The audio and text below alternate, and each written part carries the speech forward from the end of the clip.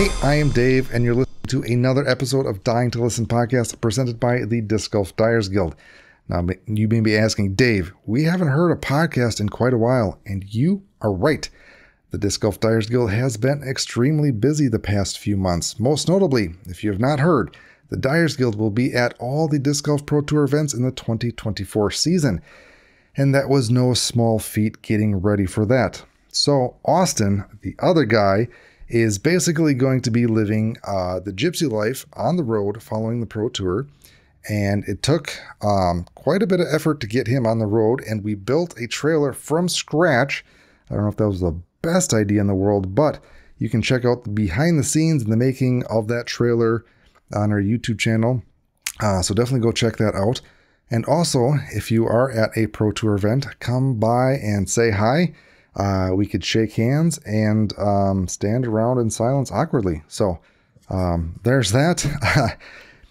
Many other projects that we're working on. We had Eagle McMahon on the live broadcast. We're going to have Erica Sacombe on another live broadcast. So things are a bit busy. But what you're here for is some podcast material.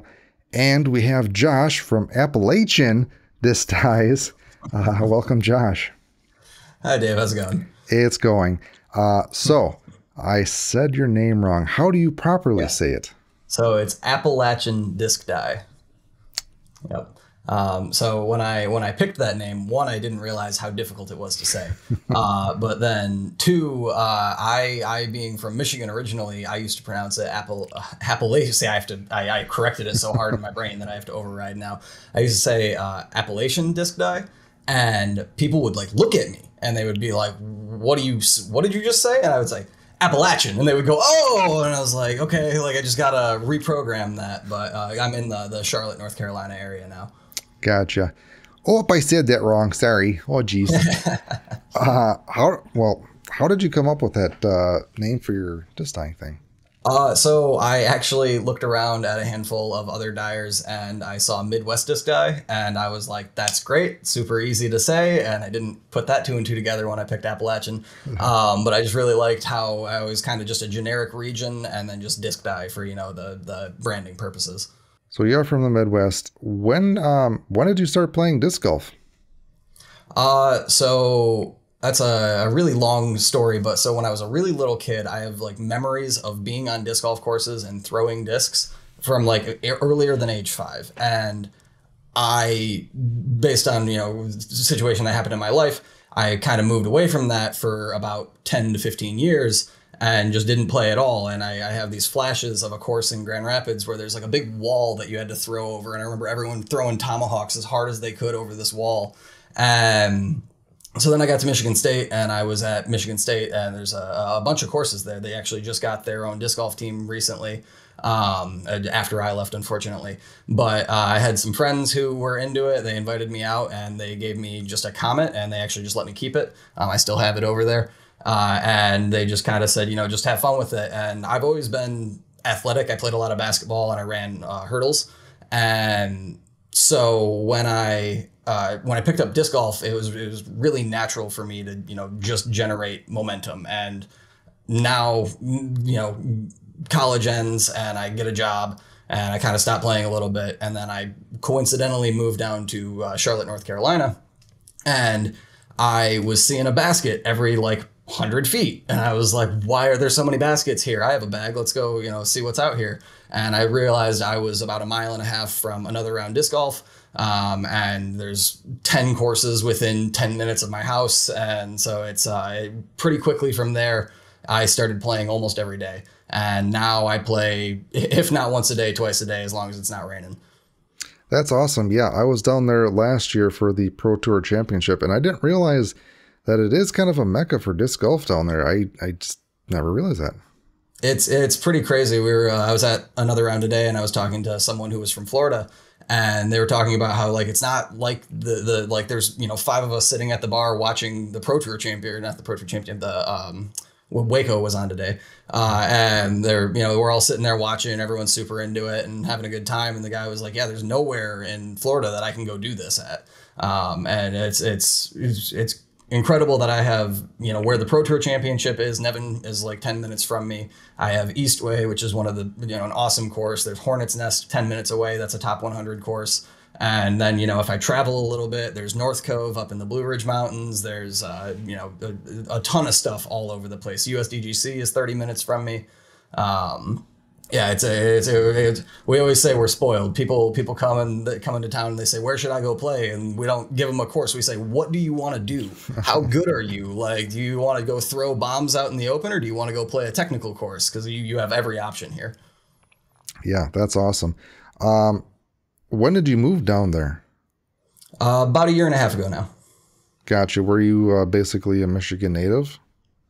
Yep. Grew up in Grand Rapids, went to Michigan State, stayed around the Lansing area for about a year after college, and then moved down here. Nice. The other thing that I noticed about Charlotte is it's kind of, I don't know, a conglomeration of just different cultures and people from all different states that just go there, which is really interesting to me. Yes, it's the population is growing at like just some insane number. It's like hundreds of people a day are moving here, and house values are going up like crazy. It's just there's a lot of finance in this city, and then there's a lot of people who are like getting out of college in the Midwest area, and they want to move south, but they don't want to go all the way to like Florida or Texas or something. And the Carolinas are just like right in that sweet spot where it doesn't get cold in the winter and it doesn't get too hot in the summer. And so there's a lot of people just graduating from, Midwest schools and stuff in that area, and they're right out of college moving down. The people who are from Charlotte really don't like it. They're like, they miss what the city used to be, when it was much smaller. And but yeah, I would say I run into significantly more people who moved to Charlotte than people who grew up in Charlotte. There's very few and far between that I meet those people. Yeah, that's crazy. So what keeps you playing disc golf? Why do you like it? So when I was about 7, I started playing ball golf, and I got really, really good at ball golf. And, at the point that I was shooting under par, and if you play ball golf, that's hard. But the problem is that to maintain that skill level, I have to play every day. And I really like the mental game of golf and disc golf and ball golf, all of it, because it's something that like, it's just me out there against myself. Even if I'm scoring against people, I'm not playing against them. I'm playing against me. I want my best round. It doesn't matter if I lose the round if I throw my best round. And so the problem with ball golf is that it's like $50 minimum every time I want to go out.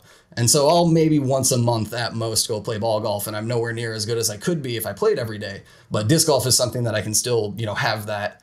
I don't play much, really many sanctioned anythings. I play just a lot of casual rounds, really just a lot of solo rounds, just because I'm always out there just trying to beat myself. And I went from, when I moved down here, I was shot, I'm the course director at my home course, and I shot about 22 over par on my first time, and I shot even on it the other day. And this is like a year span from playing it for the first time to shooting even the other day. So that's awesome. I love the ability to be active and, go outside, go in nature, and then also have like an objective, have something to be targeting, trying to shoot for. And then also there's just super cool stuff that happens, and like, you throw in from 200 feet and you're like, well, that was awesome. Like, and that, and then, when I do play with friends and stuff, that's always a ton of fun. I usually try to take it a little bit less seriously if I'm, just out with the friends. But it's funny though. I putt really fast because I always play on my lunch. And so I just want to go quick, and we'll be playing a casual round and I'll be missing putts, and they'll be like, you just got to slow down. And I'm like, I know, but I walk up to the putt and then I throw the putt. That's what my brain tells me. But everything about it. It's just so much fun. That is very awesome. So what got you into disc dyeing? So I've always had artistic ability, and in some sense I was okay at drawing. I was never like the best at it, but I was always like, competent in whatever art form you put in front of me, going from, I grew up doing a lot of woodworking. I sketched a lot, and painting was one of those ones that I just didn't really have the patience for when I was younger. But I've always wanted to do more art stuff. If it wasn't so expensive to do woodworking projects and they weren't so huge, I would do only woodworking projects because I love it. But it's, it's expensive to buy lumber. You got to put that chair you just made somewhere, right? And so disc dyeing is a lot easier. I have, 2 racks over there that have 180 discs on them. And that's too many discs for me, but takes up significantly less space than, 8 chairs, right? And so then it kind of turned into, I played around with, my first dye was a DX T-Bird, which completely failed, of course, because it was DX and I had no idea what I was doing. And then this was the next one that I turned out after that, which you can see I was trying to do with the webbing and stuff, but the webbing was supposed to be black. And I used, what's the black dye that doesn't work? I say Dark Dungeon, but yeah. No, well, that one too, but no, it's not. It's like the specific brand. RIT. RIT, yes. It was RIT black, and it just didn't work at all. And so that was kind of like the first couple little failures, and kind of kept playing around with it. Had another spectacular failure where I was trying to do something cool, but I just too much going on. It got all muddy up here. And then I finally turned out a couple discs that I was actually really, really happy with, where I was like, okay, now I'm starting to see like this is actually something I could sell. And then it got to a point of I can't just have a dragon hoard of discs. I can't just have $20 canvases because I like doing art stuff. I need to get these out of my house. And so the business aspect of it for me has always kind of been secondary to just the art side of it, but it's a necessity to continue to be able to do this. It's not cheap to buy all this plastic. Like it's expensive. And so being able to, I love when I get a commission disc because it's already paid for. Someone already knows what they want. It's good to go. I just get to do the fun art stuff. When I do inventory stuff, it's, I do it just to, help grow the brand and things like that. And I have stuff to bring to vending events, but then I'm just hoping that the right buyer finds this disc, right? And I recently increased my prices just a little bit because I was initially undervaluing because I knew that what I had was better than what I was selling it for, but I was trying to get it out of the house because I was trying to get the brand off the ground a little bit. But then, of course, as the price goes up, the sales go down a little bit because you got to wait a little bit longer for the right person to click on it and say, that's what I want. Yeah. Well, the first disc that you dyed, I've seen way worse. So good job on that. Thank you. What method did you use for your first discs?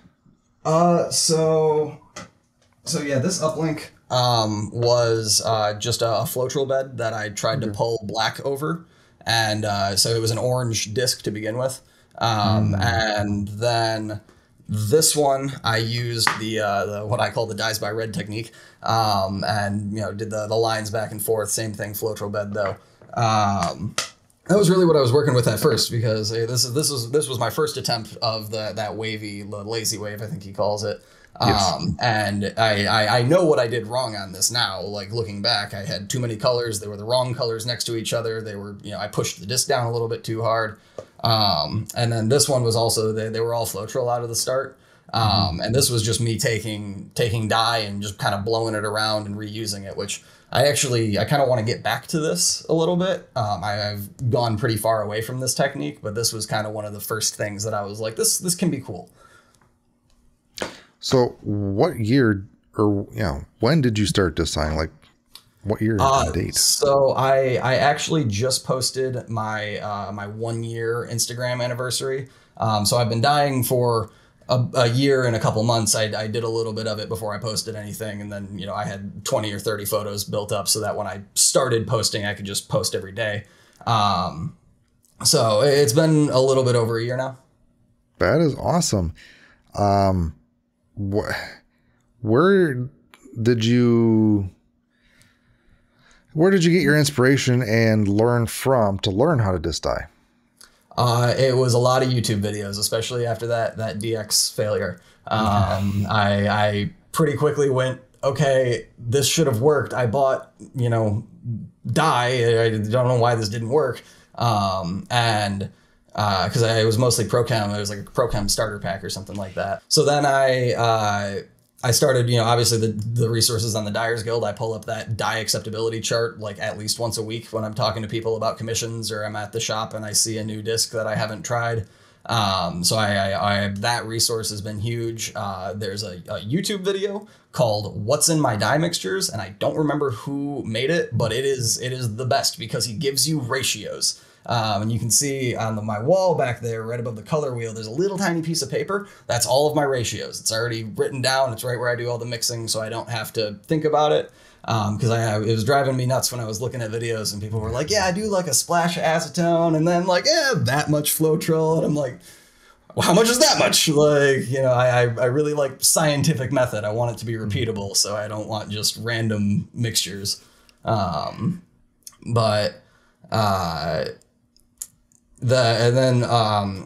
started looking at specific dyers. So that was kind of one of the things that I really like about disc dyeing and the way the community is that a lot of people just have, Dyes by Red posted how to do that. Creamy Discs posted how to do these. Well, one went on the ground. But the kind of that rift method, which is something that was kind of the second thing I learned. I listened to a handful of the podcasts. I learned a lot from those. And then I kind of at a certain point, Little Bot Dyes, that's another one that has some great cell tutorials. But then at a certain point, I kind of started looking at ones that I would see what they were doing and I would say, I can do that. Like, I don't need to know how you did that. Maybe there's something weird that you're doing that I might miss, but I can, for most things now, I can kind of look at it and say, I could recreate that by doing, X, Y, Z. And that to me is kind of one of the fun parts is figuring out how people like Throwjos are producing what they're producing or something like that. Mm-hmm. That's awesome. So we do have a dye formula chart on the website as well. Now I can send you a link to that. I would love that. That would be great. I don't know if it's the same ratios that you use, but it's an agglomeration of I can't say that word. What is that word? Culmination. That word of a bunch of stuff. But yeah, that's awesome that you're getting the inspiration from other dyers. Have you reached out to any of them and asked any questions? Yeah, here and there. I was talking to Little Bot Dyes recently. I don't have them around me anymore, but I was trying to figure out one of the players that I'm sponsoring wants a relay with they basically want like the PDGA turtle disc, but they want it kind of like reimagined, right? And so I'm taking this relay and I'm going to put a turtle on it, and then I wanted the background of the turtle to look like water. And so I was like, okay, I would probably do this with a cell dye. And then I went on Little Bot Dye's page and I just started scrolling, and sure enough, like a month ago, he did one that looked like water, right? And so I messaged him, reached out, and I was like, hey, like, do you know what you did, like what the order of operations was? And everyone I've ever reached out to has always been super, super cool. There's never been someone that I've reached out to that like was like, no, I'm not going to tell you, or like, everybody's always been helpful. Yes. Majority of people are. So it's like, just like disc golf, it is a very good community, friendly and sharing knowledge. So right now with your disc dyeing, what is your favorite technique, or do you think you have a signature style that you have? Yeah. So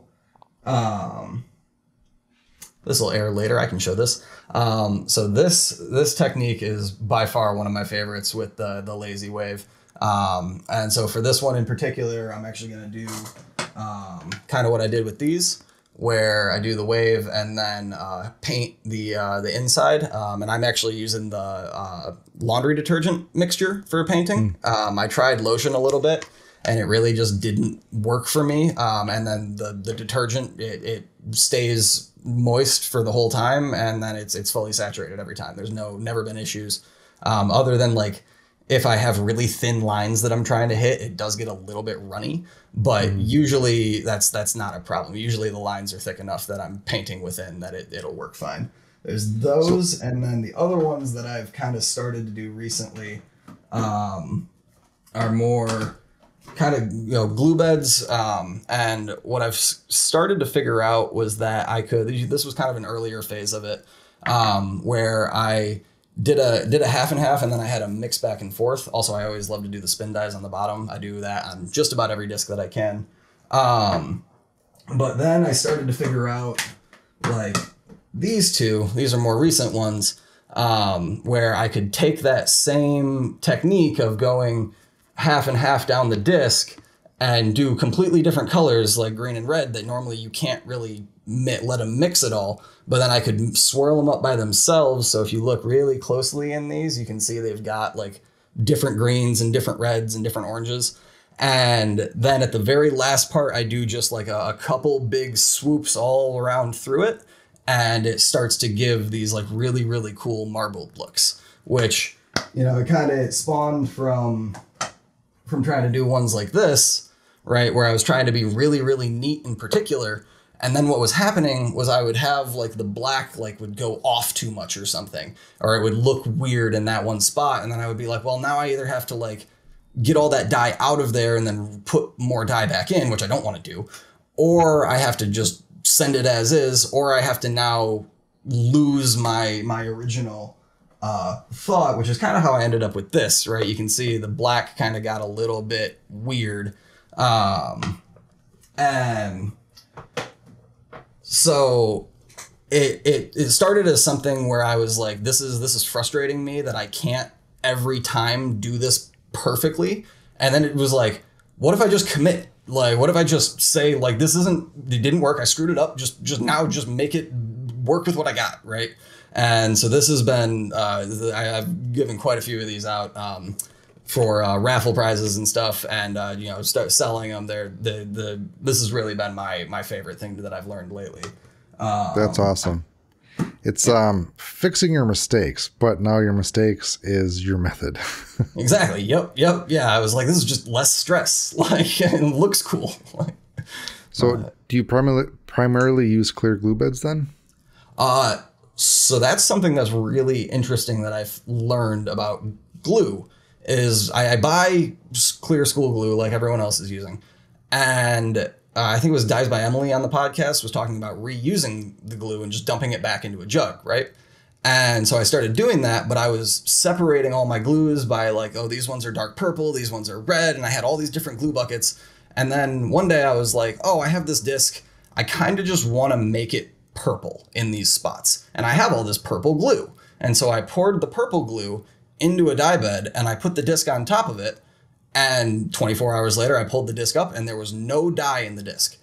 And this was like, it's this dark. Like it's a dark, dark purple.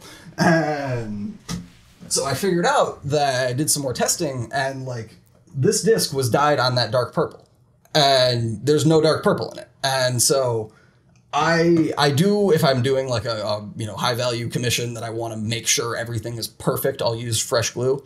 But otherwise, I always reuse all of it. And, it's kind of the same that I started doing with Floetrol, is I've got this bucket of blue Floetrol right here. I've got another one downstairs that's black Floetrol. Because if I mix a bunch of stuff in and then I dump it all out, well, I can do that. But if it's turning brown, but I can also just make it black. And then eventually I'm going to need black. It's going to come up eventually. And yes. So one of the worst things I ever did was I made one of these squeeze bottles black with fresh white Floetrol. I could have just reused a different one and just dumped a bunch of black in it. So what is your color black? All of it. So the iDye Poly Black is the main part. I could probably get away with just that. But I also have Onyx and Dark Dungeon. That I bought Onyx first and it worked, but it wasn't quite as dark as I wanted it. But Dark Dungeon, it didn't really work. It was kind of more blue. And then I bought iDye Poly and that worked great. But then I kind of started just throwing the Onyx in with the iDye Poly, and I would do one part or two parts iDye Poly, 1 part Onyx, 1 part Dark Dungeon, right? Mm-hmm. And that started to give me really, really deep, good blacks very, very quickly. Yeah. But going back to your glue bed, use a glue bed experiment. That is very good information to know and kind of confirms what we've been doing with reusing the glue beds, because the dye particles are within the glue, and typically when you do a glue bed, you put the dye on the surface. Yep. Because the glue sandwiches the dye between the disc. So whatever's in the glue doesn't really touch the disc because it's embedded. Right. And so when you dump it, I haven't played around with like using the same glue bed and like putting more dye on top of a glue bed that's already there. I don't know about that. But what I'm doing is I'm dumping it all into a mixture, and then it's there's no top of it anymore. It all mixes up when I get it in there, and I'll even kind of swirl it around a little bit just to make sure. But yeah, that was honestly, it was a huge cost saver. Like, it was one of those things where I was like, man, like Floetrol are so expensive. Glue is so expensive. Like, is there any way that I can like just cut that cost out in any way possible? And it's been a really, really good cost saver. Yeah, it does save money. If you're starting out, I don't know if I would, if you're trying to get used to the colors, it's hard because the glue bed is a color, so you can't necessarily see what colors you're getting. Yeah. So that's kind of one of the main challenges, but the result you'll get is basically the same as fresh glue. Yep. Yeah. No, and well, unfortunately for me, I know you said if you're starting out and stuff, but having the color wheels, I have one in almost every type of plastic because I just pick them up off the used rack. And this lets me look at the colors on the wall and say, like, okay, I want this orange, I want this red, I want this blue. And then when I'm putting them in the bed, I just know in my head what I've done and where I've done it. And that's kind of with the what I was talking about with these discs is when I do that half and half, right, it's very obvious to me that the left side's the reds and the right side's the greens, right? I'm not going to mix that up. And beyond that, I don't really need to be that particular about where I'm dropping the glues, because I'm going to swirl it all up anyway. It's not like I'm just dropping it and leaving it there. Awesome. For your disc dyeing, do you use any heat? So I use a little like creme brulee torch to get bubbles out, but beyond that, I don't use any heat. And that is mostly just out of the location that I do my dyeing is also right next to where I do all my working for work. And so I really don't want, it's already on the second floor and in the south, I don't need more heat in this room. But I did notice, someone else was talking about on the podcast, the garage temperature fluctuation. And that is a great idea. I'm going to have to see how that goes in the garage this summer. Nice. How long do you typically let your bed sit, let's say for glue and then Floetrol? Everything I actually do 24 hours. Really? Sometimes it'll be a little bit less than that. But I usually get almost full saturation, if not full saturation at 24. Kind of happened because this disc, which I've kind of abandoned because you can see the stamp got screwed up. So I don't know if it's just the Anova discs that do this to me, but I've noticed in particular Anova star stamps always, if I put a stencil on them or anything, they always peel up. And so this was actually the detergent dye. I left it on for 48 hours because I left and I forgot about it. And I, came home the next day and I was like, oh, I got to take that out. And I wiped it off, and it, like, in some spots, it just like faded away what the stamp was. So I'm paranoid about that now. So I don't like to go over 24 hours, but I've noticed that that is right around where I'm comfortable pulling that out and being confident that I've gotten the full saturation. Yeah, you really can't trust stamps, and some stamps, if you look at it wrong, they're gone. You're like, what the hell? Yep, that's how. Where is it? Here it is. That's how. This is one of my throwers. Is the Hansen showstopper, and I touched this part. I think I had acetone on my thumb or something, and I just like accidentally touched it, and it totally destroyed it. And I was like, well, now I'll just commit to that being part of the black. And So, because I had already dyed the disc, I was like, I think I was just cleaning it up, or maybe that might have actually been the magic eraser mishap. That might be what that one was. I used a magic eraser for the first time and didn't realize that it would just take the stamp right off. Yes, it can if you scrub enough. It's lightly scrub. I barely touched it. It was gone. And it's gone. Someone asked me the other day, "Are you good at removing stamps?" And I said, "So good that I do it on accident sometimes." I'll tell you need to remove one and it won't come out. Like, right? Yep. Yeah. You get those ones that are embedded, or you get like the Castoplast. If you get any of the color stamps that they have, yeah, that was a rough. When I had 3 or 4 black Castodiscs, like black stamped Castodiscs, that I was like, well, now the stamp's not going away. This is there. Like, yeah. For your detergent mixture that wiped the stamp, that was interesting that it did that. But for your mixtures in general, I guess for your detergent mixture, how do you mix that and what goes in there? So that is Tide laundry detergent, and it is 4 ounces of Tide and half a teaspoon of dye. And then I'll usually put, like, depending on the how the dye breaks up, I'll put a little bit of acetone in with the dye before I put the detergent in. But then I let that like sit and let all the bubbles come out of it and try to let that acetone get out as much as I can. So maybe it's that little bit of acetone that's in there, but I haven't had it happen on other discs. That's the only time it's ever happened.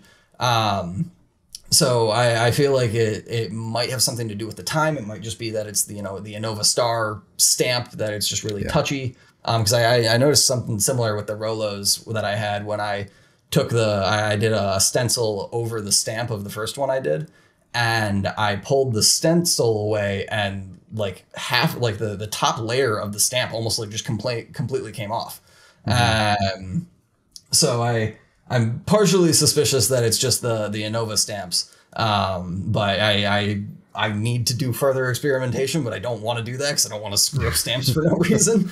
But maybe on some used discs. Yeah. Well, I'm impatient and I have a dehydrator, and my clear glue beds are done in 45 minutes. That is awesome. I have thought about doing something like that. It's just more things to buy, right? Like that's just compare it to other hobbies like woodworking. It's another tool. Of course, yes. It's not that expensive. It's just an expensive saw or something. Right. Yeah. Yep. Yeah. No. It's part of the issue of that when I buy something for the business.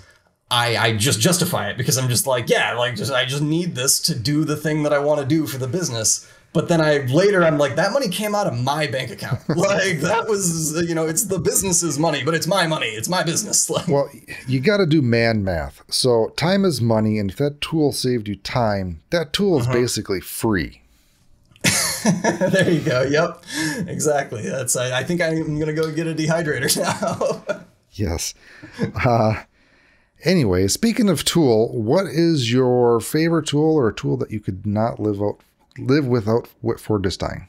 Definitely the spin dye jig rig that you can see back there. That was a huge one. Because I was using a roll of tape, and the problem with the roll of tape is that on the edge of a roll of tape is just a little bit of adhesive. And so when I would try to make like a small adjustment to the disc, it would either not move at all or it would lurch. And so having something like that's plastic that I can move things around a little bit easier on that saved me multiple minutes on every spin dye.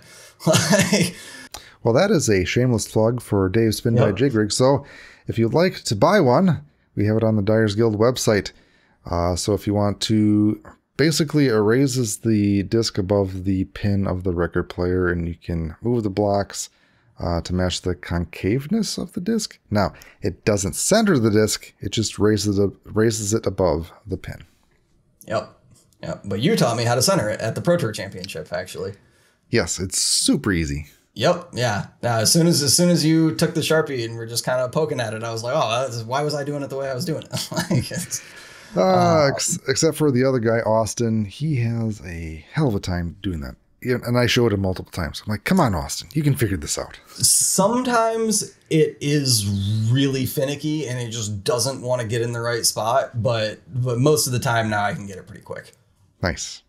Other things, I mentioned the little torch. It's over here somewhere. Yeah. I got the one that looks like a handgun. But this is how I use, how I get bubbles out before I put the disc in the bed. And if I didn't have heat, like a heat lamp or something, I would have so many more bubbles. This saves multiple minutes of waiting just for the bubbles to get out of the bed before I do what I actually want to do to it. That's been a huge one. And then I actually use a hot plate for hot dips that is, I can set the temperature on it is the key. So I can set it to 100 degrees. It'll bring the water up to 120, 130 if the water level's a little bit low. But that's perfect for the hot dip if I can get it right to sit at 120. And so I can, and I can even set it and forget it because it has a timer. So I can say like, oh, I want to drop this in, but then I'm going to go get in the shower or something. And, you know, just in case I get distracted and I forget about it, I don't want it just to bake there for hours. It'll shut itself off. So that was a huge help. It made hot dipping much more consistent and just much better. And then I have a cross laser for stencils, which you need some sort of laser. I have actually been working on, we haven't made any prototypes yet, but we've been doing a lot of drawing, me and one of my friends, of essentially a jig to be able to center stencils without having to worry about moving the stencil left or right. So what the idea is that you would have the laser up here up high, and then you would just put your disc down, you would center it, and that center point on the laser is the center point of the jig for the vinyl sticker. So then you can just drop the vinyl sticker down and it would basically clamp in, and you just have to smooth out the bubbles. So we're working on how to do this correctly. I'm getting a new 3D printer here in the next couple of months. And that's going to be kind of the first phases is I want something that takes that, because I have tremors just a little bit. They're not very bad, but it's enough to where, like, if I'm trying to do something like that, like it terrifies me that I'm going to put it on the wrong spot, and then I'm going to do all the work of weeding it, and then I'm going to figure out once it's weeded that it's not centered, and then I'm going to tear it all up, and then I'm going to clean the disc again, and then I'm going to cut another stencil. Like, so that if I can cut that out confidently and just make it a quick little drop down, that's going to be a huge time saver. Definitely be interested and curious to see what you come up with. Yeah. So good luck with that. Thank you. And if you want, you can sell it on the Dyers Guild website if you'd like to. Yes, I was going to put the STL files up for free, and then I was going to basically print and ship pre-packaged ones. Nice. Awesome. Yeah. Again, very curious to see what you come up with, because it's always interesting to see the ideas that people come up with for these little tools and trinkets to help with disc dyeing. So, yeah. What is your favorite color that you like to use when you disc dye? So I mentioned iDye Poly Black. It's just the best. ProChem is pretty much the rest of what I use. I have the Neon Royal Purple is awesome. Sometimes I get like a little bit of an oil slick look to it, which I don't always love, but when that color comes out really, really good, it looks great. Caribbean, fluorescent pink, cherry, neon hot orange, neon lemon zest, and shamrock. Those are probably the most frequently reached to for me. I use like pinkish red and some other blues and some other reds and stuff. I have a couple purples, but those colors I listed. Those are always the ones that I'm trying to like make the focal point of the dye. What colors do you hate? Well, let's look at my chart here. Pale turquoise didn't work. And so, quick question: when you made that chart, how did you apply the dye? So this is all laundry detergent, and I do know that there are differences, but I have never seen pale turquoise work for me. I don't know. I tried it in Floetrol, and it didn't look like it worked. It looked like it did what it did here, where it's basically just Caribbean. It's just light blue, because it barely takes. And then I tried the acetone in a glue bed, and it was the same thing. It just like wasn't there. I've had the same problems with fluorescent pink. Yes. Is that the one? Yes. Yeah. Or neon Cersei pink? No, that one, that's this one. That one worked great. I don't know why that one, I've heard people don't like that one, but that one's worked well for me. I think I've had issues in clear glue beds with that color. Like, it just doesn't take. See, and it's possible that is happening when I do dyes, but I mean, if I had to guess, this one has it in there. I don't know for sure, but this one had basically all of my pinks, and there wasn't like anywhere that there wasn't coverage, right? So it's either somehow there's like dye below it that's taking, or it's actually working. I need to like do a full glue bed test and do a full flow bed test.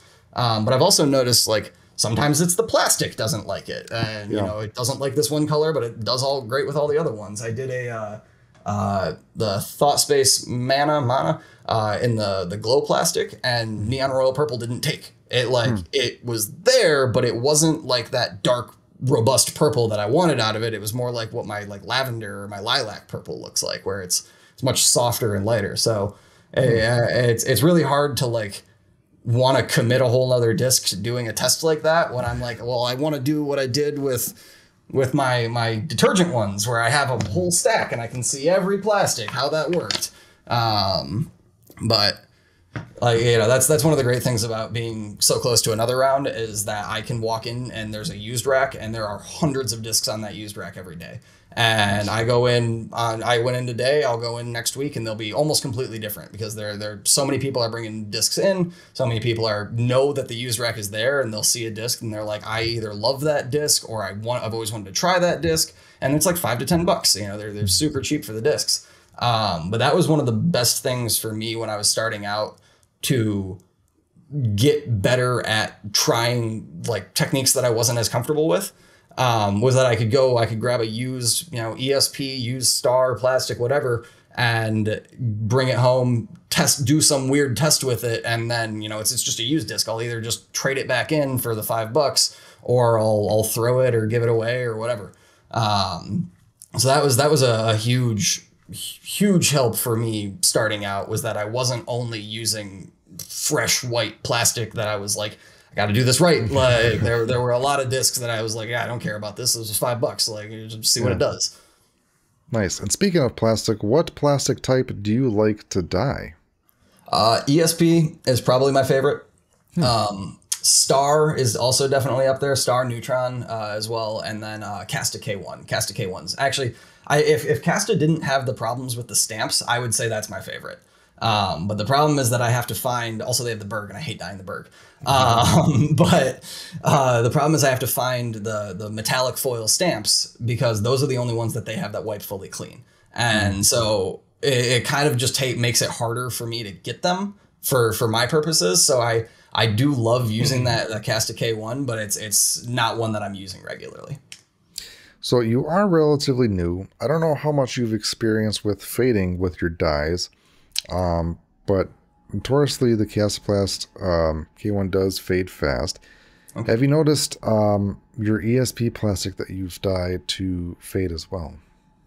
Not really, no. Let's see. Where did it go?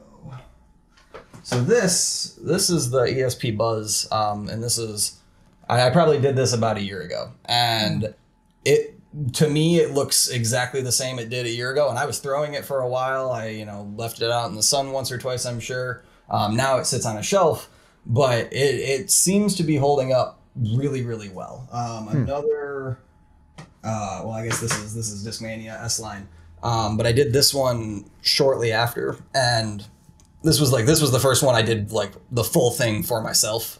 This is one of my main throwers, and I haven't noticed really any. I made maybe like a little bit of blurring in some spots, but I almost feel like that was already there, and that's just me like trying to find it. So no, I really haven't noticed any fading. But I'm super particular about when I clean my discs. When I'm done with everything, I wipe every disc with isopropyl.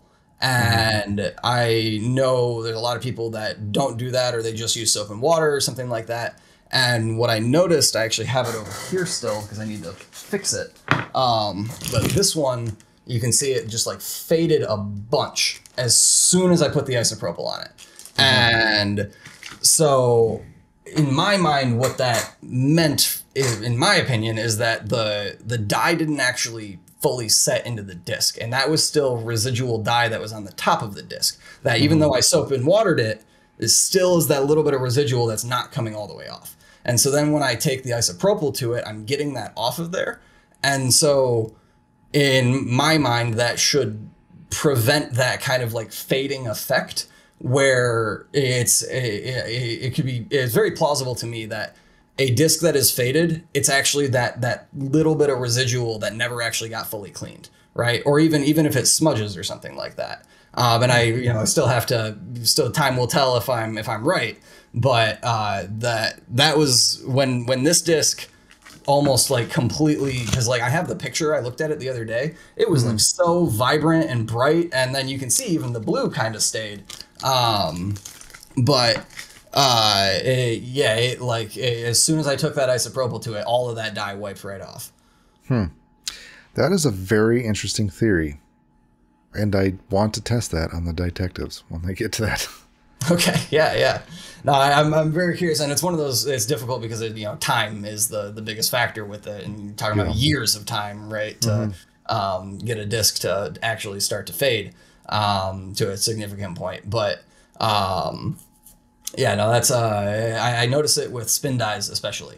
That's just putting that acetone directly on there, and I wipe it all off with isopropyl because I had a disc that I dyed kind of like how I did this one, where I did the spin dye and then I had a black rim and I put it in my bag or on my shelf or something, and then the disc next to it had a black ring on it, and I was like, okay, I cleaned that disc, but I clearly didn't get all the dye off of it. And so that's when I started getting into, how do I really get all this residual off of there? Because I don't want to have two discs. That's why I have all of my inventory discs in bags. They don't touch each other, just in case, in case one of them decides to do that to me again.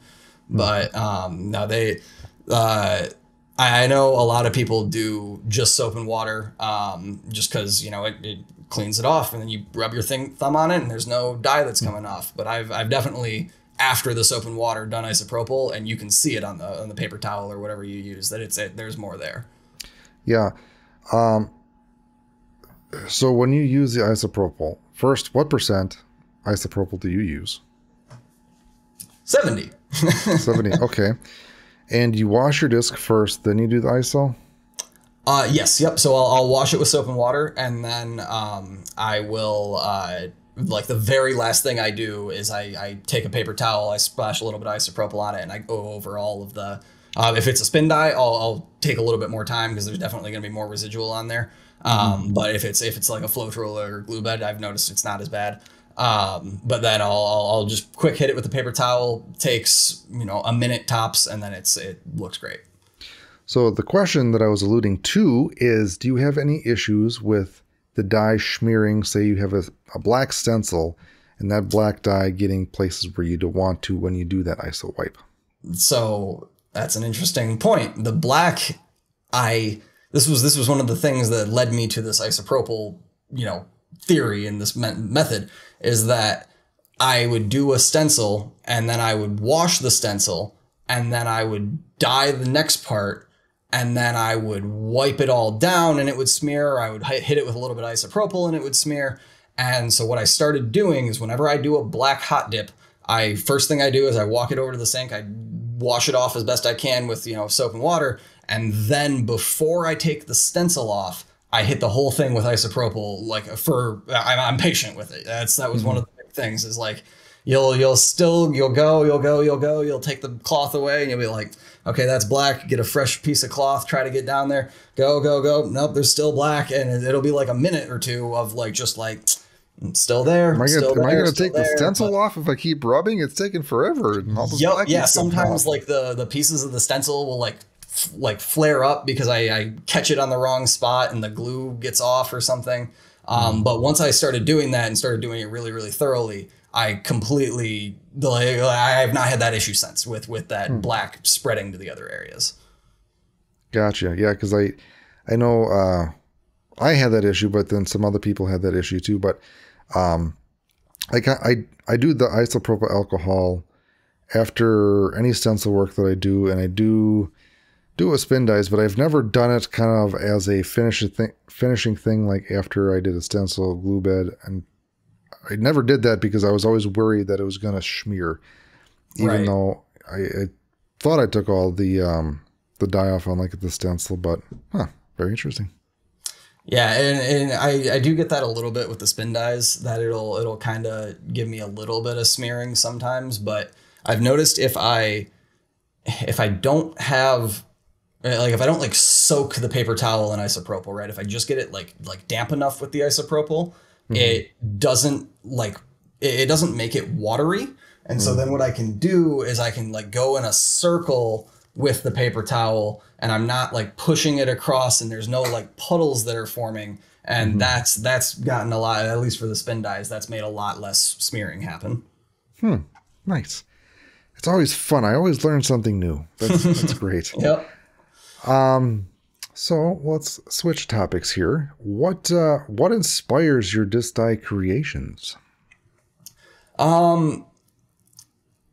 It's such a tough question. I really like commission discs, right? When someone says, "Here's what I want," and they give me a relative amount of creative freedom with it, right? That's always my favorite, is when I can say like, okay, like the person who wanted the turtle disc, right? They didn't say they wanted water in the background. They were just like, just make a reimagined turtle, of that PDGA disc. And I was like, yeah, great. I can take that and I can run with that. Beyond that, it's a lot of things I'll see on Instagram for like techniques and things like that. If I see like a technique that looks really cool color wise, I'll always try to kind of figure it out. And then as far as like actual stencils go, it can come from anywhere. I mean, like, some of them are like just like a pack I bought licensed on Etsy that are just like disc golf themed things, right? Other ones, like I have a little bit of a graphic design ability, so like some of them I did like a wolf that was like on I think I have it actually. Yeah, this one. This wolf on a cliffside howling at the moon with a bunch of stars all around it. And so it's a lot of times it's like stuff that like I'll find a SVG file on Etsy, and I'll say like, that's awesome. Like I will happily give the artist who drew that $5 for me to be able to put that on my stuff. But then sometimes I'll see ones that it's like they did something and I see like a way that I could maybe do this differently or in my mind better, right? And so like a lot of times I'll take something that I saw and I'll try to tweak it or recreate it myself in Adobe Illustrator and then put out that product. The commissions though, when people are like very clear and like give me like examples, that's the best. When they're like, yes, I like how this one looks, can you do it like this? And I'm like, yes, thank you. That is so much easier than like, just go nuts. And it's like, I hope you like the colors I pick. Like, nice. Where do you want to evolve your disc dyeing? Like, what do you want to do next? What do you want to try? What do you want to learn? It changes a lot, but what I want to learn or what I want to try to improve. But one of the things I just haven't done at all is shaving cream dyes, which I tell people that and they say, how? It's one of the most accessible. And I go, yeah, I just don't have shaving cream. I have a beard. Like I shave up here, but I don't use shaving cream for that. And so that's one that I've always just wanted to try. I want to get better at less bubbles. That has always been the bane of my dye existence is the bubbles. And then also hot dipping without any leaks or bubbles or anything screwing up the hot dip, because there's been so many times where I have an awesome stencil, looks so good, and then I pull it out of the hot dip bed and I peel it back and there's like a big black blob. And I'm just like, great. I don't know what to do with that now, but so those are kind of the three areas right now that I'm focusing on, but I'm sure in a couple months I'll figure one of them out and then I'll be on to something else that I'm trying to figure out. Yeah, it's interesting that you want to do shaving cream because usually that's like people's first dye method, but you're regressing. I don't. That sounds bad because. Well, and that's kind of the reason I never got into it is because they can look really cool, but it's kind of just a basic dye method. I see the results. I know what they look like. I can see how you would do it. I've never really just wanted to produce one, so I've never gone out of my way to buy shaving cream. As far as the bubbles, there's some people embrace the bubbles. Some people don't like the bubbles. I'm not a fan of bubbles. Jory from Jory's Fly Dyes embraces the bubbles. So, yeah, there's different trains of thought on that. Obviously, you're doing what you're doing to get rid of them as probably best as you can with the heat and torch. But yeah. I kind of treat bubbles as a challenge where when I get like a disc that has bubbles on it, like this one, if you look really, really, really, really closely, you can see these kind of little dots that nobody's going to know that was a bubble that I took a Q-tip with acetone and just started going at it with it. I did learn for that the best way to do it for what's working for me is that I can, say for this red, I have 3 different reds in here. I always go with the lightest red first, and then I work my way to the darker reds. And I make sure that I get, I don't have the Q-tip, when I put it down, I don't want it to puddle out. I want it to be just damp enough to transfer the dye, but not create a little puddle. And then, I'll do, the pink, and then I'll do the medium red, and then I'll do, if I need it, I'll do the darker red. And so for me, it's definitely a fun way of okay, I don't want these here. How can I make them go away without it looking like I screwed up? And there was one it was so bad, the bubble. It was almost a quarter of the disc because it was an ABR X3 and it was kind of had what the Berg does where it went down. And I saw it when I put it in the bed and I almost pulled it out immediately. And I was like, maybe it won't be that bad. I'll just leave it, pulled it out. And it was just this huge white spot. And I was like, well, how do I can't acetone dye that. That's too much space. It's going to look weird if it's just a big blue spot. And so what I did to fix it was I actually just put a stencil over it.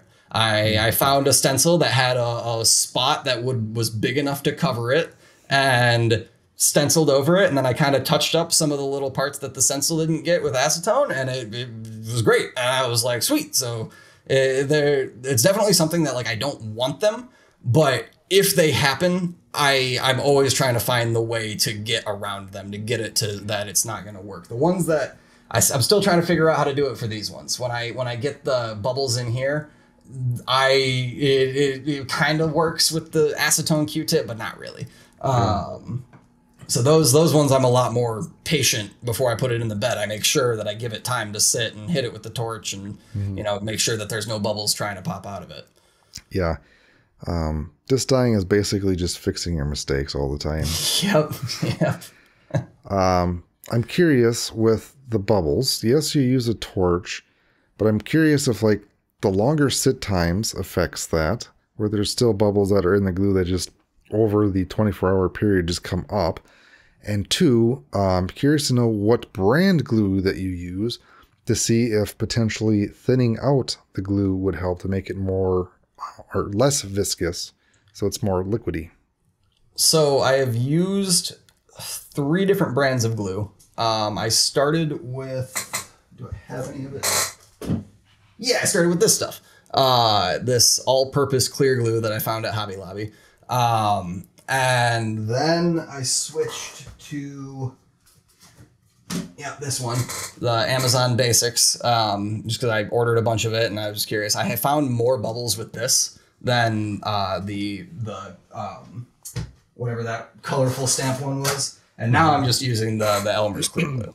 But I've thought about maybe going back to this, what is this, all-purpose clear glue, BU color, just because I was getting pretty good, non-bubble results with it. But I think the main problem I have with it is that I have to go to Hobby Lobby. And I hate that there's no barcodes, so checkout just takes like a year. And then like I've stood there for like 20 minutes to buy a jug of glue, and I was like, this is not okay. I need to find another way to get glue. Like, how would you compare the viscosity of those two glues, or three? So it's been a while since I used that all-purpose one. I think that was probably a little bit runnier, if I'm remembering correctly. The Amazon Basic one was kind of thick, and I would say the Elmer's is probably on the more runny or in the middle area of that. The Amazon Basic one was very thick. That was probably not going to go for that one again. Gotcha. Well, I would do an experiment with your used disc and like thin out some glue with some water, and see if that helps with bubbles. I want to do that experiment, but any ratio thoughts? Just a little dash. Right, yeah, just a splash of water. Yeah, I mean, you can. I really don't have any ratios, but just experiment to thin it out and see.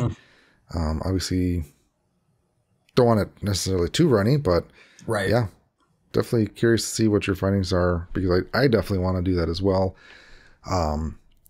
For the bubbles, as well as just experimenting with how it changes with manipulating the beds, because I know Nowski Dyes, he thins out his beds with water so he can make those swirls easier. So yeah. Yeah, no, that's definitely I'll have to see, because like I said, I look at a bubble and I'm like, why is it there? Like, how did this happen? Why do you exist? Right. I try so hard to make sure there's none of you, and there's 6 of you. What happened? Like, but well, if you ever do like a spaced theme dye and you get bubbles, there you go. Worked out perfect. Yeah. I have had some where it actually kind of looked cool.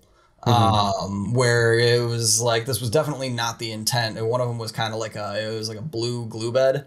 And it almost made it look like water, where it had just like little dots in it. Like you were looking at like some like bubbles, like off in the distance as they rose up to the surface or something like that.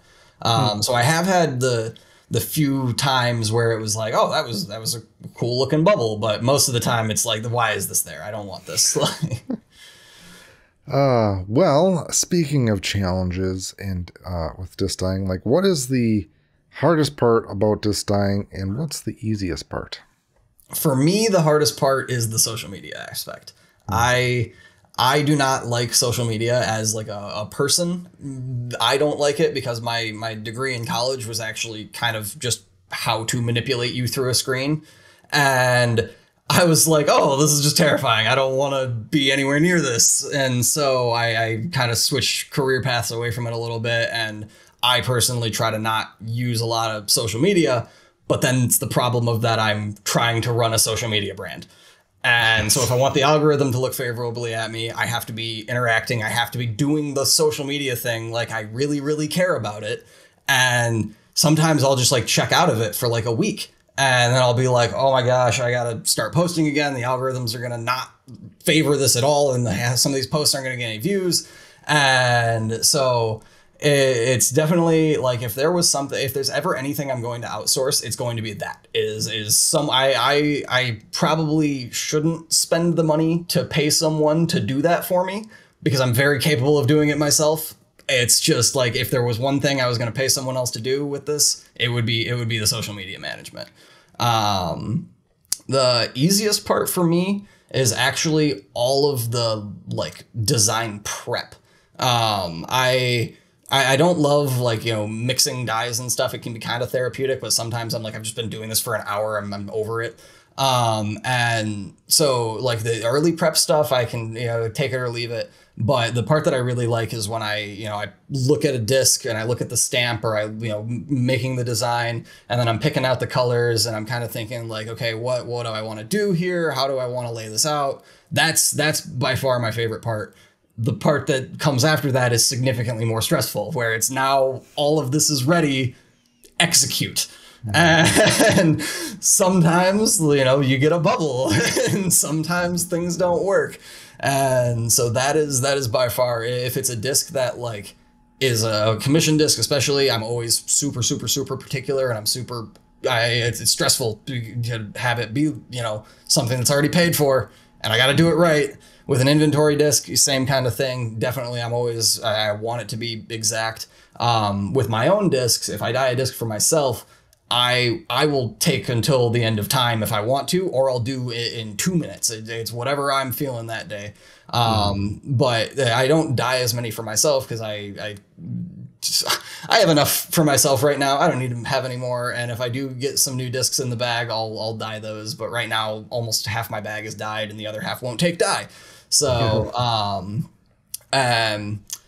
it's all of those parts where I'm actively doing something.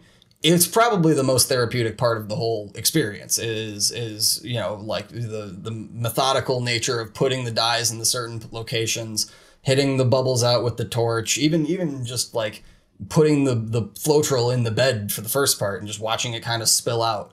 But then on the flip side of that, I'm like, I can't just get lost in like, oh, this looks pretty. I have to focus and put this disc in the bed the correct way.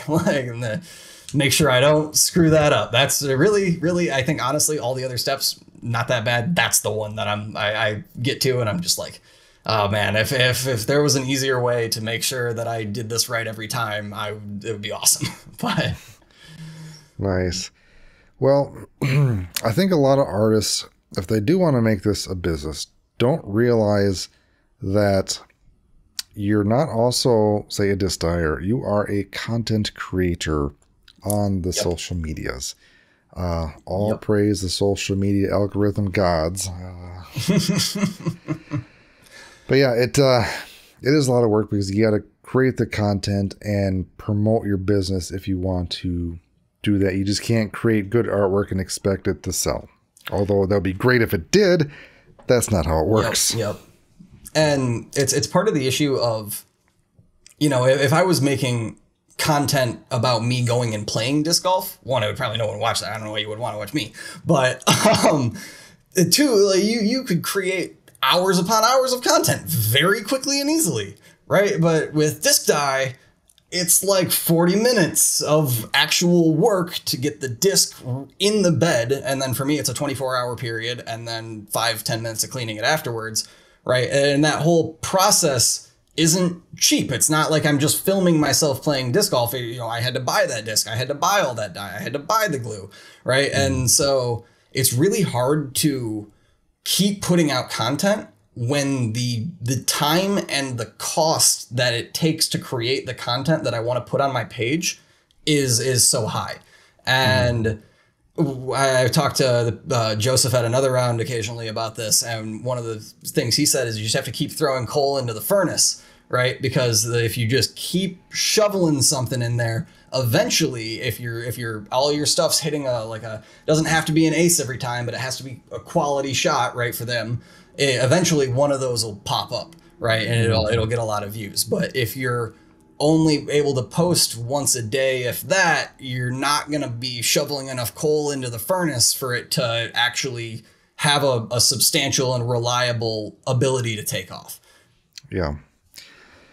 Yeah, I can see why you don't like social media. That's yeah. It's sadly a necessary evil.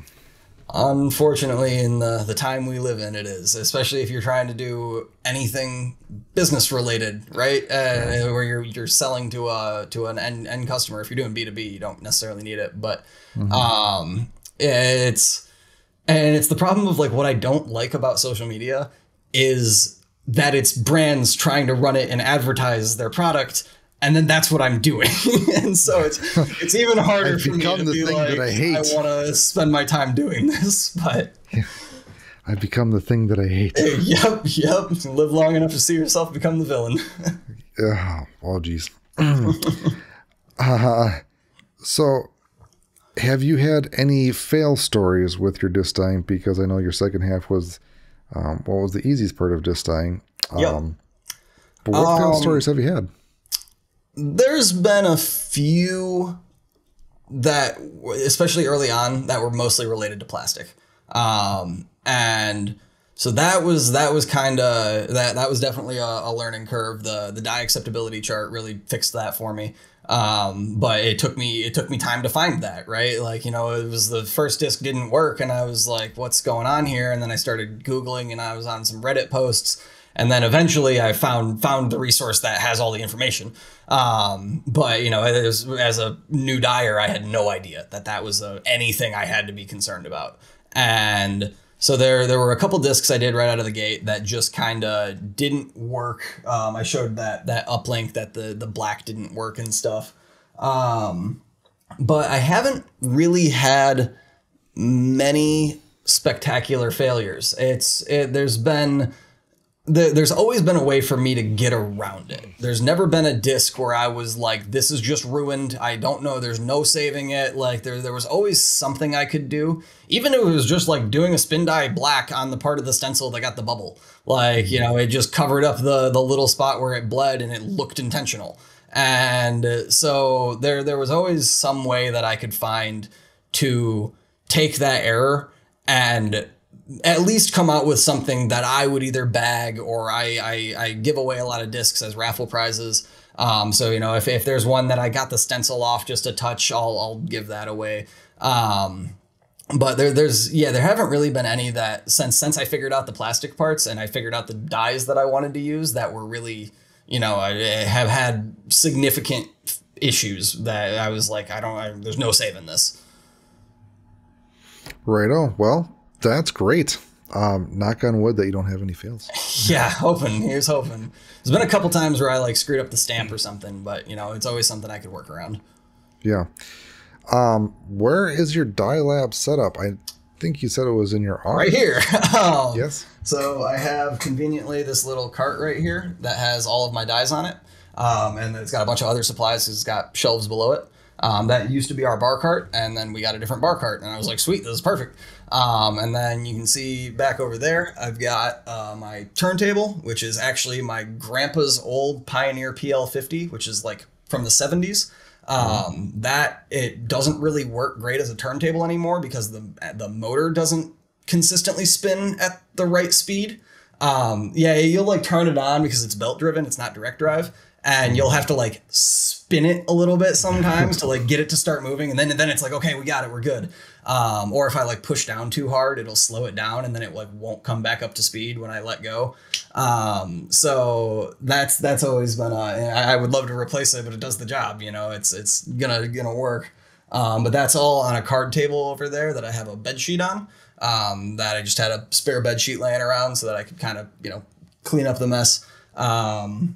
And then you can't really see it, but over here on my left, this is an L desk, and I have my vinyl cutter over here. And this is where that card table is not very even. So if I'm doing something that I really like, this is where I'll do the dye beds, right? I'll put the dye beds here on this flat surface when I want to go put the dye in there, and then I tuck it behind my monitors back there as it saturates and it dyes. But yeah, I do everything. That closet has a bunch of random jugs and supplies in it. That's where I have all my boxes and stuff. And then I'll use, I'll actually carry my dye beds down the stairs to the kitchen sink. Because it's got, one, it's the stainless steel, so it's just better. But then two, it's got the hose. So when I'm cleaning them off, I'll do them down there. But when I'm doing just like my pre-clean, I'll just do that in my bathroom sink. I have a little jug of dish soap and a sponge that I have next to the sink.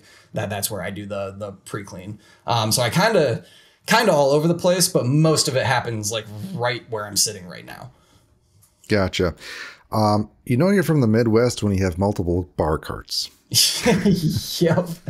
Yeah, well, because, you know, as they say, what do you do all winter? You drink in the basement, and then it gets to the summer and it's nice out. And what do you do then? That's exciting. You go drink outside. Like, yes. But yeah, no, we had this one, my roommate and I, and then our friend moved and they couldn't fit it in the place they were moving to. And they were like, just take it. And we were like, awesome. This is way better than the one we had. So now we've got a really nice one downstairs, and I get to use the junky one for all my dye stuff. Nice. I'm assuming you're renting? Yep. So I have student loan debt, so I'm not allowed to buy a house. Wonderful. But yeah, I am going to be renting for the foreseeable future. There's a chance that my roommate may end up buying a house at some point, and then I would just rent from him, which would be awesome. But right now we actually rent this house that we found out 2 months after we moved into it that they were going to sell the house at the end of our lease, and we have to move again. So got to find another house because I can't do apartments. I need the yard, really, is what I need. I need a place to go out, and I have a dog that is a little bit jittery, so having the fenced-in yard is perfect for her. And I am so much happier when I have a house than when I'm in an apartment and there's someone above me and below me and on that wall and on that wall. And it's like, I don't like living in a shoebox on a shelf. Yes. Well, just make sure not to spill any dye Yep. until you have to leave.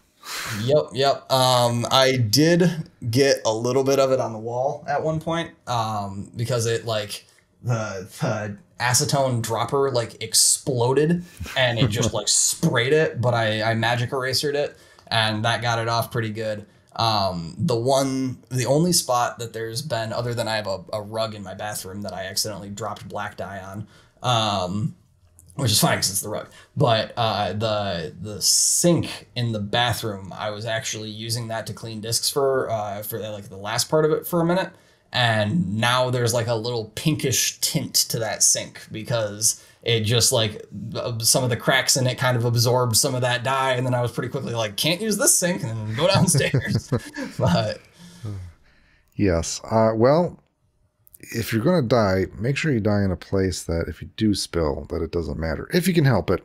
Yep. Or you can be like Dexter and just wrap everything in plastic. Right. Well, and that's kind of what the purpose of that sheet right there was to cover some of those spills, because that's where I do all the spin dyes stuff. And so I've got, just loose acetone and Q-tips laying around. And I do some of my hand painting over there too. So sometimes, I set the lid down and there's red dye on the lid, and that's going to dye the tablecloth the bed sheet rather than actually dyeing the cardboard table or the card table. But yeah, I'm very, very cautious as often as I can be. I think I need to come up with a better way to clean my hot dips, because right now I'm just kind of putting them on a towel and then I'm just carrying that towel away, and that's how I dropped black dye on my carpet or on my rug. But that's the only one that's like kind of risky. The rest of them I do directly over the sink, and it's all fine. Righto. Yeah. I've had a few accidents, and I found that acetone with a magic eraser can get most of it out. Especially if you get to it right away. Yes. And if it's on the wall, you'll probably take the paint off too. But hey, the dye will not be there. You gotta be gentle with the magic eraser. Yes. If you push down too hard, you will take the paint off. Yes. All right. Another topic. Do you vend at any events for your disc dyeing business? Yes, but I have a bit of a weird way that I do it. So because I'm in Charlotte, there's a ton of stuff going on all the time. Every weekend there's multiple tournaments. And so I have, there's a vendor that does a lot of these tournaments. The director for the tournaments. They have 5 of my discs that they'll bring. And I just basically, I toss them a few bucks to list it for me, and then they have the people pay me directly. So it's super, super easy for me. And then if a disc sells, I'll just get them a new one, and I'll, toss them a couple bucks and just keep that stock rolling. So that's really good because they're kind of just doing the outreach for me. They've got just a big box of discs, and they throw 5 of mine in there, and maybe 1 of mine will sell. And then beyond that, I run the course cleanup doubles league, which I started in Charlotte.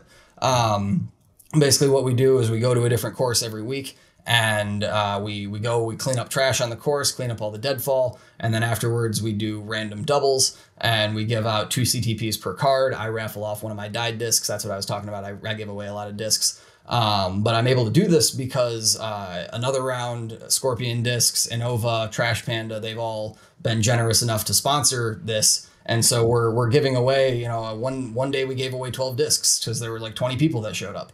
And so it's a great way for me to get my name out there where I have my discs there. I'm not really focused on the vending part. I kind of just show them to people to like say like, oh yeah, this is the stuff I do. But what it's gotten me is it's gotten me so many commission jobs where people who I would never have met see that I am, you know, involved in the disc golf community, and they see that I can do disc dye and I can, you know, talk myself up a little bit. I feel like I can do it pretty well at this point. They'll immediately say like, hey, like how much do you charge to dye a disc? And then I have, you know, the elevator pitch of if you provide the plastic, if I provide the plastic, yada, yada, yada. But so that was a huge thing for me for getting traction in the community was running this course cleanup league and meeting dozens of people who I never would have met, getting commission jobs from those people. They tell their friends, you know, it's and even other people are just showing up to the course and I'm sitting there with a box of discs. Right. So that's been something that's been a lot of really, really good for me for what I want the business to be, because like I said, I want those commissions. I don't want to be running off of inventory. I just don't like having 30 discs in a box that I'm hoping sell. And so I really like, you know, getting those commissions, and that's been a huge part of that. And so what we did with this course cleanup league was we basically tried to build it out as this is the system. Here's how, if you want to do this in your area, here's what you do. Here's all the steps that you need to do to get sponsors, to get people to donate the plastic, to get people to come out to events. And if, you know, I'm lucky I'm in Charlotte, right? There's so many people, there's always going to be people willing to show up. But, you know, if you're in a area like that you have a handful of courses, it's a great way to, one, I get to play a different course every weekend, which is awesome. It makes me go play somewhere else every Saturday. And I do it weekly. I would say maybe don't do it weekly. It's a lot. And I can't play any tournaments because I'm every Saturday doing league. But the way that we started it was, we wanted it to be something that we could do, and then we could tell other people in other cities, hey, here's how we're keeping our courses clean in Charlotte. Here's all of the things you need to do. And if anyone wants to do this, please reach out to me. Here's all of the things that you need to do to make this work, because we've already done the tests. We already know how to get people to come out. You give them free discs. If half the people that show up get a free disc, anyone's going to show up. If they don't have something to do that day and they want to go get a round in, you know, we've had such a crazy range of skill from people who have been playing for like a month and a half to people who are like MPO level. And it's random doubles. There's no entry fee or anything.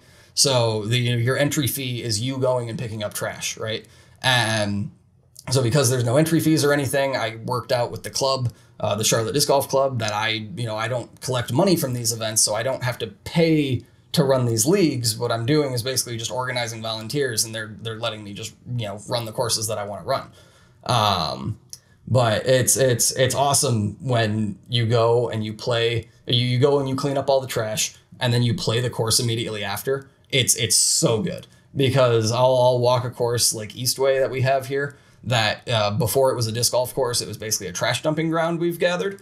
And it's so bad all the time. There's barely any trash cans on the course. So people are dropping beer cans and stuff all over the place. And we cleaned it up as best we could. We're going to go back out there in a couple weeks and hit it again. But playing it right afterwards and not seeing any litter on the fairways, there was no sticks in the fairways. You can throw rollers all day. You're not going to hit a branch. And that made it really fulfilling for me to like see, one, just for myself to be able to play the course in that peak condition, but then to get to see other people playing it. And now I'm working it out with some of the local leagues that they're basically going to follow my league around the city. So I'll do an event on Saturday and they'll do an event at the same course on Sunday, and the course will be nice and freshly cleaned. So it's definitely something that the Charlotte area really needs, because we have so many courses and it's so much to maintain. But I'm so happy that I've done it from a personal, you know, my own life perspective, and then also from a business perspective, where I basically have free advertising. I show up to these events, I'm just spending my time on it, so it's not really free, but I am not spending any money to, you know, I'm not taking money from people and, you know, having cash prizes and all this stuff. It's just plastic, and it was all donated. So it's been really, really good for me on every level of disc golf. That is fantastic. And if people want to contact you to learn more about that, how can they reach you? The one that is the best is going to just be on Instagram. If you just reach out, Appalachian Disc Dye. And then I'm also appalachiandiscdye@gmail.com. Those are the two best ways to get a hold of me. I've had someone create a support ticket one time on discdyeing.com. That's where I do all my vending through, is discdyeing.com. And they were like reached out through the support system to request a commission, which I thought was really weird. Don't do that. But yeah, appalachiandiscdye@gmail.com or on Instagram. Nice. I might have to reach out to you about that. Definitely, yeah. Let me know. We're on week 9 of it now, and we had the most we've had was like 22 people showed up, which was awesome. We had one event kind of was bad weather. We had 5 people show up, and that's the lowest we've had. Which, fortunately I'm in Charlotte, so it's easy to get a crowd. But yeah, no, it's I'm making a ton of new friends through it, and a lot of my friends that I already threw with, they're all just coming out because they know that I'm running this league, so they can just come play with me, 1, and then 2, they know that they can get free plastic. So like they're coming every week because they want to win that CTP to get that free disc. Like it's been a lot of fun. That is awesome. Well, it's great that you're doing it, and yeah, clean courses are good courses and good for the environment too. Yeah. No, I hate when I go to a course and there's just litter. Because part of disc golf for me is, being out in nature. And when I see, beer cans or styrofoam or whatever it is laying around the course, it just takes me out of that, like, oh, I'm on a nice nature walk. Oh, there's trash. Like, and I'm like, okay, back to the nice nature walk. But when you play the course right after you clean it, there's none of that. You just clean the whole way. And unless you see one and then you're like, guys, how did we miss this? But yeah, no, it's definitely really, really good, especially some of the courses around here that really, really need it. I'm the course director for Sugar Creek, and that course is basically right next to a really busy road with a bunch of gas stations and a bunch of fast food chains, and so there's always trash blowing into it. So it's helped me get volunteers out to keep that clean, and there's always a course that needs it. Yes, there's one course by us that there's like a Sam's Club literally next to the tee pad, and there's like a giant wall, and there's always garbage there. But yeah. Anyways, that was a good way for you to get commissions. And speaking of commissions, do you have a weird or notable commission that you've done? I don't even know if it's weird. It was just obscure. But someone wanted the Gangstar logo, and which I'm too young, I guess, to know about them. I looked them up. It was really interesting when I was reading about them. But they wanted that on the front, and then they wanted some of the lyrics on the back, and they just wanted black on white. And I was like, yeah, I totally can do that. This is just not something I ever thought I was going to dye.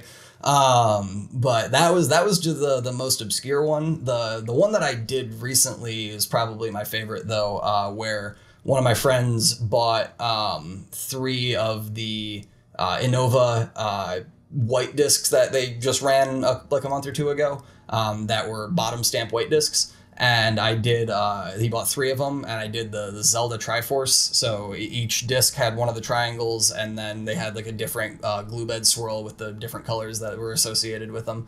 So that was probably my favorite because it was a set, and also, the glue beds turned out really, really cool. And it's just, fun, nerdy stuff. I grew up playing Zelda and all that. So it's, yeah, that one's probably my favorite one that I've done.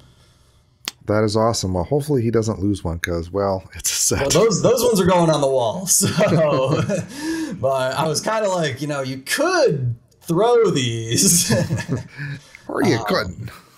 I have one of my players that I'm sponsoring wants, we're still working out some of the details, but I've always wanted to do, this is what everyone says, they want to do the 151 Pokemon. And he's huge into Pokemon, so he's all about it. So I'm hopefully soon gonna start doing at least the main ones, the starters. And what I wanted to do with it was I wanted to do all of the putters were like, you know, the first phase evolution, and then the mid ranges and the fairways are the stage 2, and then the final stage evolution is, you know, the distance drivers.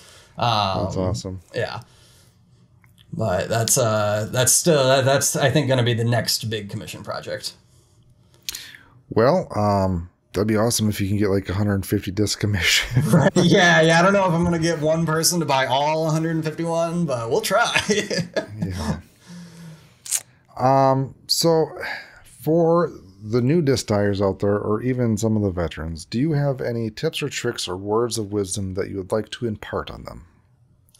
Yeah, so I talked about it earlier, but reusing glue infinitely, that was something. At first, I was always I didn't want to reuse dye bed material because I like scientific method. I like it to be repeatable, so I wanted that fresh bed every time. And at a certain point, I just had to turn that off, and I had to say, okay, there are times where it is appropriate for me to get that fresh Floetrol out, but there are other times I don't need to do that. And so learning how to reuse the material and what material reuse as well, right? Like with glue, it seems like I can run it infinitely.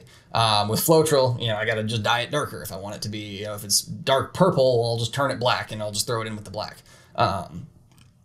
The Glad press and seal on the bottom of the tin, super great. Keeps things clean. Also makes it easier when I'm dumping that dye back into the jug. I can pick it up by the 4 corners, and I'll hold 3 of the corners in one hand, and I'll hold the last corner in the other hand, and I'll just kind of like tip it, and I'll still spill a little bit, so I do it over the sink. But I can get most of the glue back in there, and then I just crumple it up and throw it out. So that's been great. And then I actually, depending on what method I'm doing, I'll sometimes also put like cling wrap over the top to prevent it from evaporating more or drying up more. So that way that I can keep reusing that Floetrol, and I'm not going to worry about, you know, the chunks being in it quite as much. And the other one I mentioned earlier is the used rack. If you're new, hit the used rack. That's you can find if you're not in a place where you can't get a used rack, try to find someone online who's selling used discs or something, because I have probably 10 of them sitting over there that are just white ESP discs or star discs or whatever, you know, dyeable, really good white plastic that are just there for experiments, because I walked into another round and I was like, there's another experiment disc. So that one definitely, if you're looking to just like learn things, and I would say if you're trying to like make it a business, right? If you're just doing it for yourself, it doesn't really matter as much. But if you're trying to like make it something that you're going to try to sell, you don't want to just sell the first thing you come up with. You want to have the ability to, you know, do a tester. Like if you're trying something completely new, do a test run of it. Even if you just do the bed, if you just do a test of the bed and then you dump all that Floetrol into your black jug or whatever, however you do it. But that was one of the things that it took me a second to kind of fully actualize, was taking the time to test something before I tried to do it on something I wanted to sell. Yes. Don't test on a commission disc that, nope. I'm going to try this new thing on this customer's disc that I've never done before. Not a great idea. Yep. Yeah.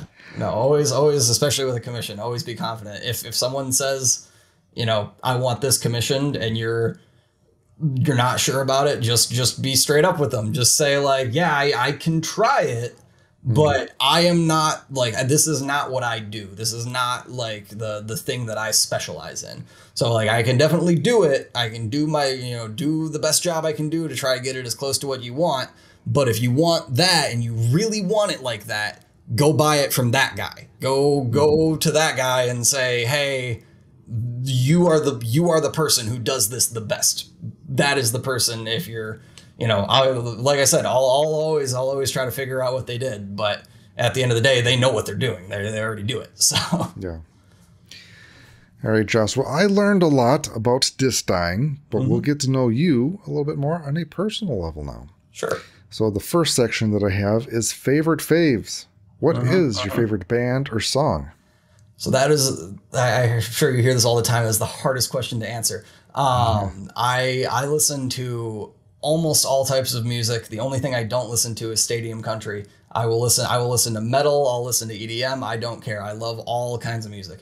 And so the song that I picked is Landscape by Drollo. Drollo, I don't know how to say their name, but it's because of what the song is about, and I really like the melody of it. But the first line is, "I'm grateful for the view that is outside my window now," and that is just like the way that I want my life to be. Right? I want to look outside, and even if I'm having a rough day, I'm still grateful that I have this yard out behind me or something like that. Right? And so that song. Every time it comes on, it just puts me in a good mood. That's definitely a good motto to live by. I'll have to check out that song if I haven't heard that before. Yeah, I'll send it to you after this. Fantastic. What is your favorite food? So I have a lot of dietary restrictions. So beef jerky. Beef jerky never bites me. Never has stuff in it that I can't have. And it's a great source of protein. I can bring it anywhere. If it wasn't so expensive, it would be a much heavier part of my diet. So this is another reason why you need a dehydrator. Yep, exactly. Although don't mix you're really dye selling and food. it now. I think I actually have. Don't mix dye and food though. That's not the best per se. Right. So, That's why we keep the hot dip pans separate. That's yes. So you need to buy 2 dehydrators. Yep. Or just make a bunch of beef jerky before you use it for your dyes. Right. Yeah. And then your dyes are going to smell like beef jerky. Do you have a favorite brand of beef jerky? And do you have a favorite consistency? Do you like the softer beef jerky or do you like the tougher, thinner beef jerky? So if I'm buying it like at a gas station, I like it to be tougher. But there was this place, I want to say it was Dublin Beef Jerky in northern Michigan, on the west side by Lake Michigan. They do, it might just be Dublin jerky. They do a lot of venison jerky and a lot of those things because it's Michigan. There's a lot of deer. But that place is like we would drive for like 45 minutes and go pick up like pounds of it to bring back because it's so good. And that when it's like that, then I like it to be a little bit softer if I know I'm buying it from like a source that I really trust. If I'm buying, just Jack Links, then just make it chewy and tough and make sure there's no moisture in there so that I'm confident that this is safe to eat. But yeah, no, it's that is one of the big things that I miss about being in Michigan is being able to go get that beef jerky. Yeah, I guess I'm in the same boat because Wisconsin has some pretty good beef jerky and obviously cheese here too. So yeah, you just buy like a 5-pound bag of beef jerky. Yep. That'll last a day. Right. Yeah. It's crazy how quick it goes. You're like, wow, that's like $12 for 12 ounces of beef jerky, and I ate it in 20 seconds. Like, yeah. What is your favorite beverage? So I split this into 2 because I really like, I drink a lot of gin as my favorite liquor. And so Monkey 47 gin is just amazing. I absolutely love it, but I don't love to drink all the time. I say I drink a lot of gin. I drink gin. I don't drink a lot. I drink gin a lot when I drink. But if I'm having something that is non-alcoholic, Werner's ginger ale is the best, and it's a Michigan thing. They started selling it here, which is awesome. I bought 6 cases of it just in case it went away. But it is like a lot of people don't like ginger ale. Like I don't like Seagram's ginger ale, but I'll have Werner's, and I'm like, this is fantastic. So that's that one. If you're ever in Michigan, go get some Werner's. You won't regret it. I was trying to think if I saw that here in Wisconsin. I'm not sure. It's like a green can. It almost looks like it's like a barrel. But it's like green planks instead of black or brown. Interesting. Yeah. Also, you like gin, so you like drinking pine needles. That's great. Yeah. For some reason, I really do. I don't know. I don't drink whiskey. I can't drink whiskey. But I can't drink gin. Yeah. No, gin is the one that I can like just sip and just enjoy. Tequila and vodka are fine, but I would rather not sip that. And I don't do the darker liquors as much. So that's, if I'm ever like having a cocktail, it's almost always gin. Righto. So besides disc dyeing, what other hobbies do you have? There's other hobbies besides disc golf. So I play a lot of chess. It's kind of that same thing for me with disc golf. I like the individual mentality of it, where it's just me against another person. There's not, and even then, it's really me against me to not make the mistake. You know, it's you make your own bed with chess, and that's kind of one of the great things about it. Same with disc golf, is that you moved the piece there, and you gotta deal with that now. And if you moved it wrong, you're gonna lose. So I play a lot of chess. I also play a lot of D&D.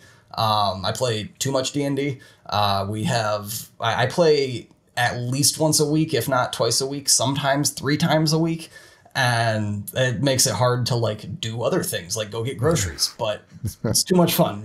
I don't need groceries. I just need D&D. And when it's the winter months, especially, and it's, you know, especially on rainy days, I'll play video games. I grew up playing a lot of video games. I definitely don't as much anymore, but that's, I would rather like play a challenging video game than just watch TV or something like that. I really like to be engaged with it, but then, you know, it's kind of, I just play chess a lot now in substitution for that. And then my biggest hobby is definitely my dog. She's very, very high energy rescue Australian Shepherd, and she needs a lot of attention and a lot of playtime. And it's she is definitely the focus of almost every day. So. Well, that is awesome. Do you take it with you with disc golfing, or is she too hyper for that? I did. But, and I know it's a super unpopular opinion, but when people would have dogs off leash, it became a serious problem, because my dog is a rescue dog, and she's a rescue dog because she doesn't get along with other dogs. Yeah. And so then a dog off leash comes up and my dog goes ballistic, and the other person is always mad at me about it. And it's like, you're the one who's breaking the rule of the park. Like, I understand that your dog wasn't going to do anything, but at the end of the day, I can't bring my dog to the park because you're breaking the rule of the park. I know my dog has problems, and that's why I'm trying to bring her to the park so we can work through those. But when there's this uncontrollable variable of someone else's dog running up to my dog, it just doesn't work. So I did for a long time. I was bringing her every time I went, and then I kind of stopped bringing her a little bit, and I started playing better. And then I just decided, you know, I would rather just throw the ball with her in the yard than try to bring her out to the disc golf course. So I don't anymore, but for a while I was. Gotcha. Well, it could be good practice for tournaments that you don't play because you're so busy, because it's a distraction. So right. Yeah. I will say, when people like talk during my putts and stuff, I'm always like, it doesn't matter. I'm used to a dog running around my feet trying to get my attention while I putt. Like, you're not going to distract me. All right. Next section that I have is disc selection. So if you had to pick 3 discs to use for the rest of your life on any course, anywhere, anyhow, what would those 3 discs be and why? The Pixel right now is just so good, and I need to see how it's gonna do, because I bought a couple of them, and I bought the soft plastic because I want to use it as a putter, and I'm also using it as a thrower. It replaced a couple of discs in my bag very, very quickly, and the problem is that it's beating in very quickly. And so I'm worried that the longevity of the disc is not going to be great, but you know, I've only had it for 3 weeks, so we'll see. But right now I have 2 of them that I have in the bag. One of them, it'll flip up and flip over. The other one, it'll flip up to flat on the same line and fade back. So it's definitely, it's a good disc, but I am worried about, in 6 months, am I going to need to buy 5 new Pixels, because all my Pixels are overturning now. So that would be my putter in short range. And then I would want a beaten C-line FD, actually preferably one of the Anova made ones. Those just give me just enough stability to flip up. If I put them on flat release or anhyzer, I can get them to turn over a little bit. If I put them on a hyzer, they'll stay mostly on a hyzer. So I can really get from anything from like 250 to 350. That works perfectly, unless it's like a weird, angle shot that I need to hit and I need something specific, but that works really well. And then I have a Z-Lite Scorch that my buddy the other day was like, you just throw that off of every T-pad, don't you? And it's like, yep, it's just perfect. I don't know. I don't really backhand it much. I can throw a forehand further than I can throw a backhand, but I can forehand it like almost 400 feet consistently. And it is just perfect. It has just the right amount of turn on it to where I can throw it down a tunnel and I can have it flip up to flat and fade off, or I can have it peel over and go off to the other side and have it do the turnover shots. So if honestly, I would just take that disc alone by itself and just throw it a bunch if it wasn't so fast and I didn't need slower discs. But that one, if there's ever a forehand shot off the pad, it's that Z-Lite Scorch. Nice. What discs did the Pixel replace for you? So I was putting with the Ion, which is a very similar mold to the Pixel, but I wasn't throwing the Ion. I had a glitch. One of the earlier run glitches is the Neutron. I tried the glow glitch and I hated it. It felt like a watt, and I was like, this is no longer still the glitch. Like the whole thing about the glitch is I can just like barely give it any energy and it's gonna go. And when you added more weight to it, now it doesn't do that anymore. I need to get more spin. I need to give it more force. So I didn't like the glow glitch. But so it replaced the Ion for putts. It replaced the glitch for those like longer straight shots that I needed the low ceiling. And then it also replaced my Rainmaker, which I was using for more like throwing putter shots where I wanted like I can get the pixel to about 275 if I get all of the angles right and everything. And that was about the distance I had with the Rainmaker, and it has a very similar kind of flip up a little bit and fade back down. And it's so good when it lands. Like it just like hits the ground and it just like kind of softly skips a little bit and then it just stops. And so it very quickly, it was like, I released it a few times out of the hand. I was like, this feels really, really good. And then I was like, I'm bagging this. What does this? I bagged it initially because I wanted a different putter. And then very quickly, I was like, I don't need these other two discs. I'm bagging 2 pixels now rather than bagging one of those other discs. But I have them right here. You can see it's already getting, this has been 3 weeks and it's already pretty dinged up as opposed to this guy, which I have thrown less, but you can even see this one got like a little saddle in it. And that might just be from the bag or something, but I've only had them for 3 weeks and they're already getting pretty beaten in. So we'll see how long they last, or if I'll need to get the firmer plastic or what. But well, that's called marketing, so you need to buy more. Yep. I already bought 10 of them. I think I need to hold off for a minute. Well, at least they're a little bit more cheaper than typical. Yeah, well, that was the thing, is I wanted them for putt practice, and they were only like $13. And so it was very easy for me to justify because, it's your putter. It's what you use every hole. I want to be able to have a consistent putt. So, yeah, that's, but it was funny how quickly I went from like, oh, maybe this thing will be cool to like, this is it. This is my disc. Like, yeah. Austin, that's his new putter. He came from Daggers. So kind of had the same feel for him. But yeah. Also, 10 times 13, that is a bit of money. It is, yeah. But, I mean, I don't spend money on much else other than disc golf. That is kind of, unless I'm spending it on my dog, that's really where most of my money goes, is to disc golf. So it's not like it's more than I would want to spend. And I actually bought it over 2 separate trips to another round. I bought 5 and then I went back and bought 5 more. And it was like a week apart. So it kind of softened the blow a little bit, but it is kind of the issue of living right up the street from another round, is that like, it's really hard to walk out of there without buying plastic. Like it's really, really hard because you get in there and it's all over the store. There's disc golf on the TV. You get a beer or 2 in you. You slowly convince yourself, oh, I do need that disc. And then you walk out with 5 of them and you're like looking at your bill the next day and you're like, oh, I can't go back to another round the rest of the week. Okay. Like, how did this happen? Yep. All right. Next section, dream date. If you had to pick a pro disc golfer to play around with and hang out, who would it be and why? I would definitely say Matteo. He just seems super, super friendly. And like that's really what disc golf is for me. I don't play a lot of competitive. I always just want to go and have fun. If I'm scoring against, if I'm keeping a scorecard, I'm not scoring to beat my friends. I'm scoring to see if I can do better than I did last time. And so I think there's a lot of players that really have a bad mental game, and at all levels of the sport. And I grew up playing ball golf my whole life, so I have that mental game down. I understand the mental game, but it's really hard when someone else on the card is like getting just raging, and like, cause that energy wears off on you.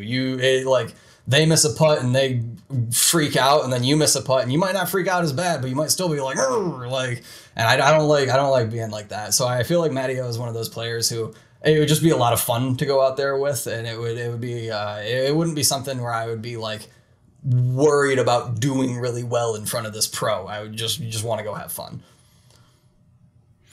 Righto. Yeah. I would agree with your decision.